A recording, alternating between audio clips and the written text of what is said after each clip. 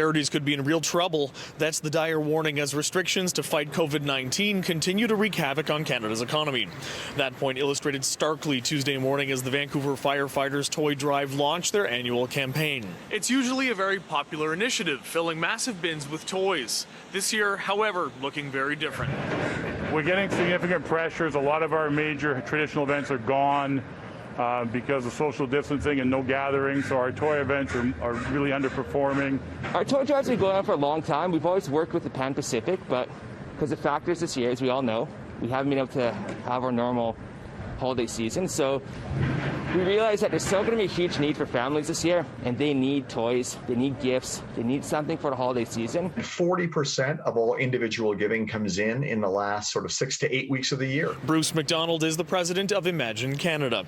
It can be thought of as an industry association for nonprofits and social entrepreneurs. He says Canadians are a generous bunch, but pocketbooks are being hit hard this year. We'd gone out earlier this fall and asked Canadians about their giving, and 37% of Canadians had indicated that their giving was already down since the start of the pandemic. Only 8% had indicated that they were giving more. He credits charities for getting creative by stepping up their digital game or trying drive-through events, but says Zoom meetings don't quite replace a gala, and drive-throughs like this one suffer when less people are commuting, which is when many would normally drop off their donations. It's totally an issue. The absence of in-person contact has affected our sector so dramatically. Special event revenue has almost collapsed. In-person, door-to-door canvassing doesn't exist at the moment. The United Way also sharing the concern in a written statement, saying they saw an initial outpouring of support early in the pandemic.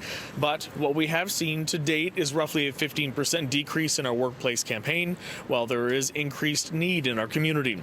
We still see strong support from our biggest supporters, but not at the same levels as in previous years. The Vancouver Firefighters Toy Drive saying while times are indeed tough, they're not planning to give up.